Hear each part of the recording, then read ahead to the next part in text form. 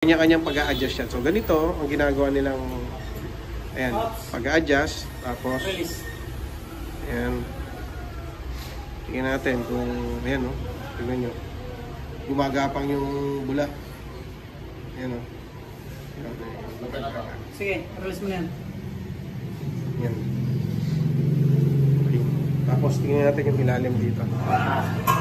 Kaya kung napansin nyo kanina, hindi siya nakapantay dito sa rail. Tapos dito naman nakalabas sa rail. Malaki yung gaywang niya sa rail kanina. Makita sa inyo. Di bali mo sobra, huwag mong kulang. Okay, game. So simulan na natin mga kaibigan ito. Isang Aerox. Ayan, chassis alignment. Nanggaling na dun sa ibang shop. So papagawa kasi parang yun. Sige. Hindi masyado komportable yung customer doon sa ano. Ayan. Yan no. Ayan.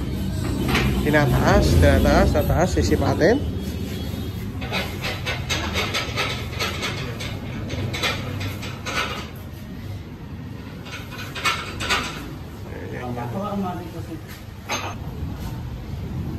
Okay, ayan. So, sisipatin na through laser. Yung laser muna. Ayan, sa ilaw. Tingnan yung sipat ng ilaw natin. Ayan, pakikita ko sa inyo paano sumipat dito.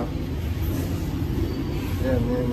So, meron tayong ayan, makikita natin yung Kaya mangyari talaga yan, parang nakaganyan ka, pahabulin mo talaga yung ano ito. Pag itinayo siya, tatawag naman. Tabingin na tuloy mo. dito sa baba. Ayan, makikita na, ayan oh. Ito yung pinaka-rail natin. Tapos yung, yan. Ayan, kita nyo naman. So, mamaya, i-align na nga. Kaya i-align yan para magtama. Okay, so ito yung laser. Laser din. Pakita ko sa inyo ha, parang laser yung sipat nila. Aerox na 155. So yun. Ayun yung customer. Ayan. Tapos ayan, makikita nyo naman kung paano yung paggamit ng laser yan. Tapos yung kita mo naman talaga na hindi nakalan yung ilalim.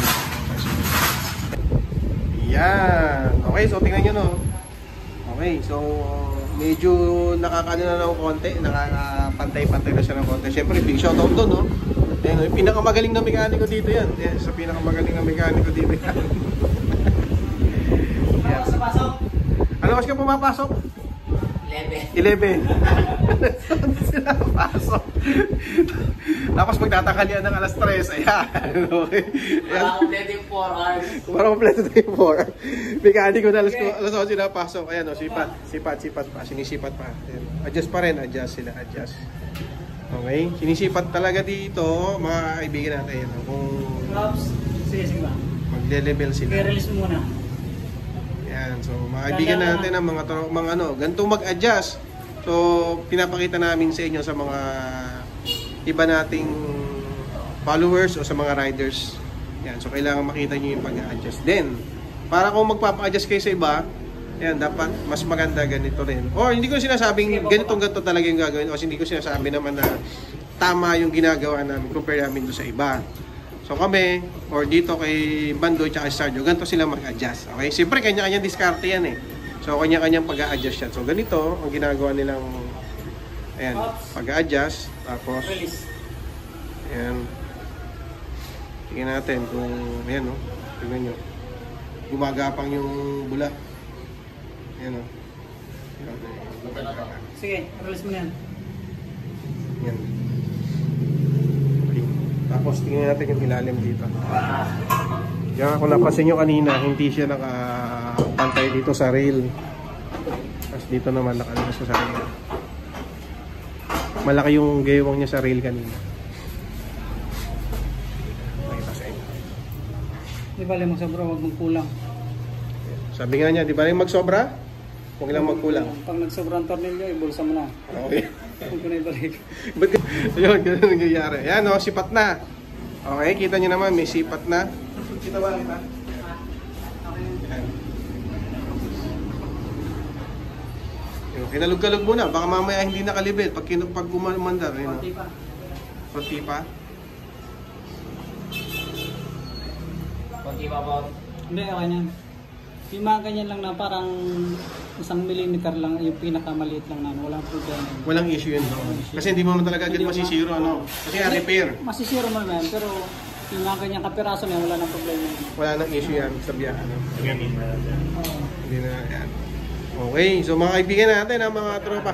Aerox na 155 from Santa Rosa. Ayan.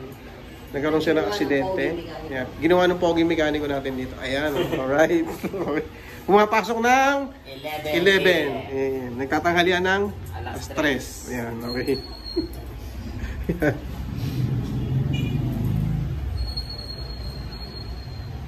So sa mga pupunta nga pala, gusto magpa-chassis alignment, punta kayo dito kay Bandoy Machine Shop, located at Southville 1, Marinig, Cabuyo, Laguna. Okay, so nagbubukas to ng Wednesday to Monday. Wednesday to Monday kasi yung Tuesday, rest day. Pero kung gusto mo magpa-chassis alignment, magpa-appointment ka. Yan, magpapa-alignment ka ha. Pag gusto mo mag-chassis alignment ng Tuesday, kailangan mo magpa-appointment. Okay, para mag-open sila. Okay? Pero kung mag-walk-in ka ng Tuesday, sarado po tayo dito. Yung ating, yan, Aerox na 125. Yan. Tapos, tinatanong din sa mga nagtatanong, ilang ba yung nagagawa sa isang araw? Hanggang 3 chassis lang ang kayang gawin sa isang araw. Kaya pag-apat, depende sa tama. Oo. Pinakamarami na yung 4, pero magdidepende pa rin yun kung yung chassis niya is masyadong malaki yung tama. Siyempre, 3 lang ang magagawa. Tulad nung isa kanina, halos maghapon na yung isa kanina na nagawa. Ito, pangalawa pa lang to. Hapon na. Ayan, ayan. Ayan, kasi kanina pilipit na pilipit eh. Ito, konti lang. Ayan, makikita mo naman yung kanyang ano. Ayan. So, alam ko, ilan lang yung merong ganitong machine eh. Sa Laguna. Ayan. And then, syempre, punta na lang kayo sa mapagkakatiwalaan nyo, sa kilala nyo mga mekaniko o sa mga gumagawa ng chassis. Okay, lahat naman tayo marunong gumawa ng mga chassis. So, ano lang siguro, hiyangan na lang. Kung saan kayo hiya, tsaka kung saan kayo mas komportable, ayan, doon na lang po tayo magpagawa. Lalo yung mga malayo, kung meron naman malapit dyan sa inyo at mapagkakatiwalaan nyo naman, dyan lang po kayo magpagawa para hindi masyadong ano sa biyahe. Okay? So, yun lang. Lahat naman, ayan, marunong gumawa. Yung iba naman talaga marunong gumawa ng chassis alignment. Ito, Aerox. Ayan. Okay? So, ayan na. Ooh. Okay. Ilang. Maraming salamat. Punta na ako dito ha. Kay Bandoy Machine Shop. Ayun. Ayun si engineer. Si engineer Sargent. Ayun no. Ilang. Thank you. Contractor na ako. Contractor. Ayun, contractor na pala. Para mas malaki. Gising ako ng alas 11 madaling araw. Tapos. Tutulog ulit. Okay lang. Thank you.